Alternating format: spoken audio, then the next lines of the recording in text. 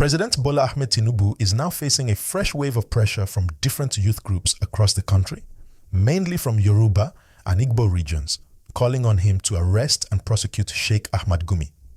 This call is coming with serious emotion and concern because, according to many of them, the popular cleric has been making statements that they believe encourage insecurity and division in the country. My people, as you're listening right now, please remember to like this video and subscribe to the channel because this matter we're talking about touches the peace and unity of Nigeria. Now, Sheikh Gumi is not a new name in Nigeria's public space.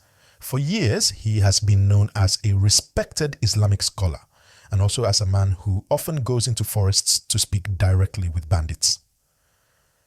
Some see him as a peacemaker trying to reduce bloodshed, but others believe he has become too close to the same people causing pain in many parts of the north. This is where the current uproar started from.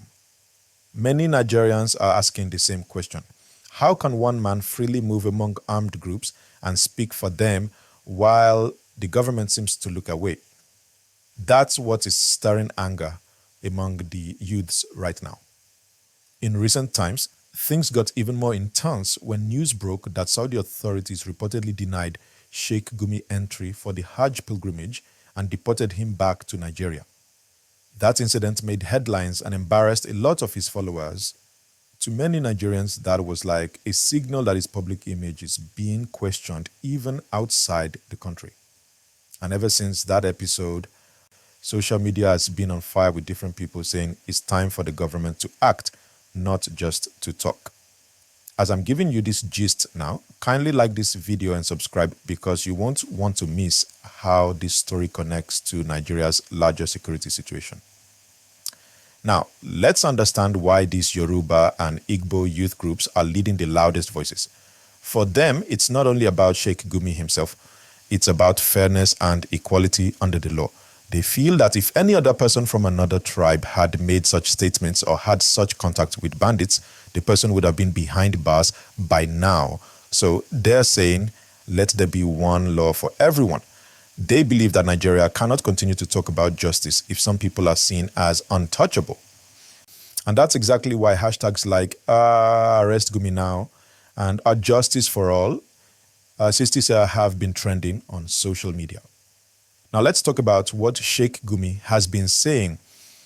In several interviews, he has openly asked the government to negotiate with bandits instead of fighting them. He believes most of them are just poor herders pushed into violence by neglect and frustration. But that position doesn't sit well with most Nigerians who have lost family members and friends to bandit attacks. They feel his words sound like excuses for criminals. That's why the call for his arrest is not just about what he did, but what he represents. A symbol of how the country sometimes fails to take a clear stand against people who appear to justify violence. Now, let me slow down a bit. The truth is, this is a very sensitive issue. We're talking about a man who's a cleric, respected by some, and at the same time, a figure that others see as part of the problem.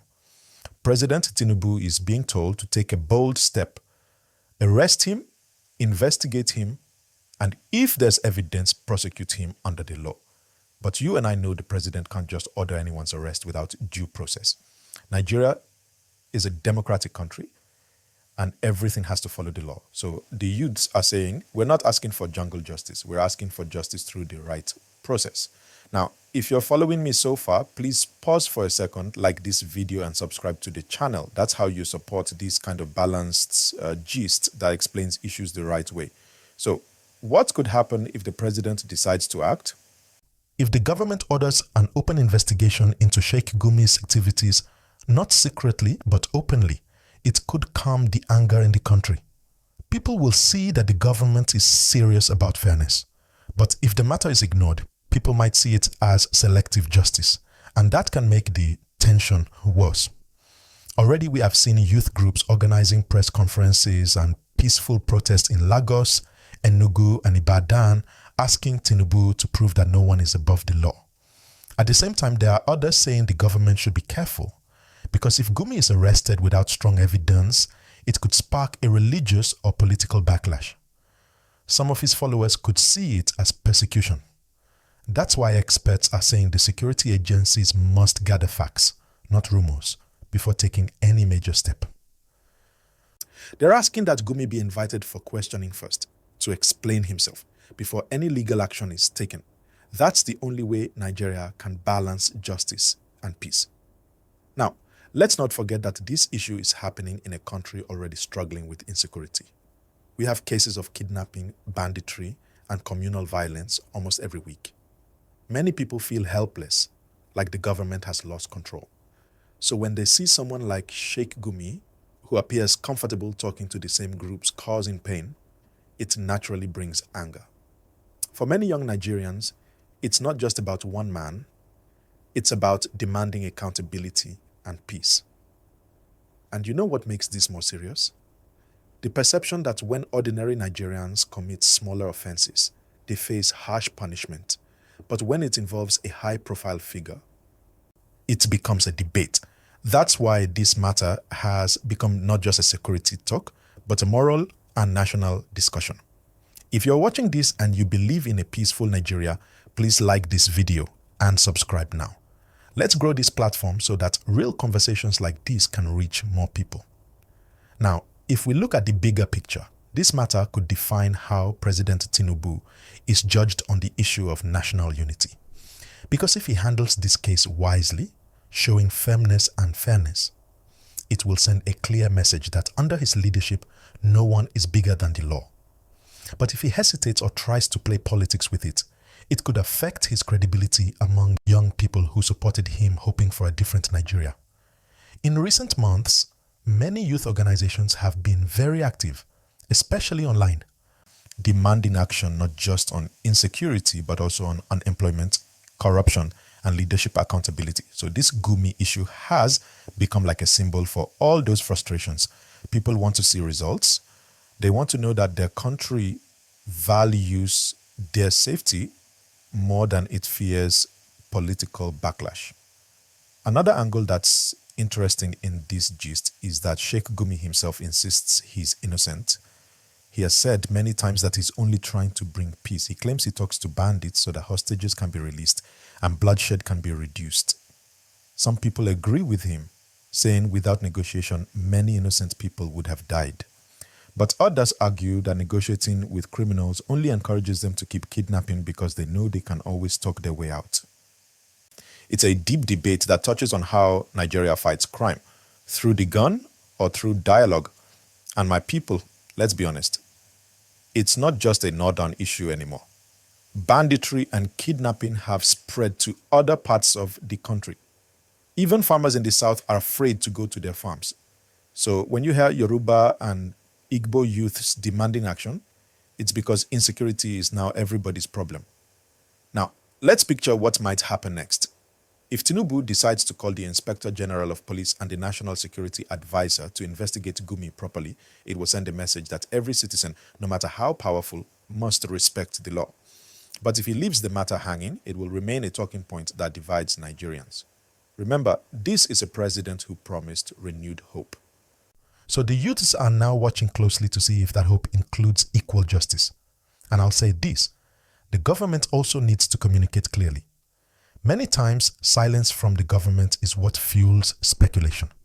If the presidency or security agencies just come out to explain what they're doing about this matter, it will reduce tension. Nigerians are not asking for much. They just want transparency. Please, if you're still watching, don't forget to like this video and subscribe. It helps the channel grow and keeps this kind of real conversation alive. Now, as we move toward the end of this gist, think about this. Sheikh Gumi may have good intentions in his mind, but intentions don't erase consequences.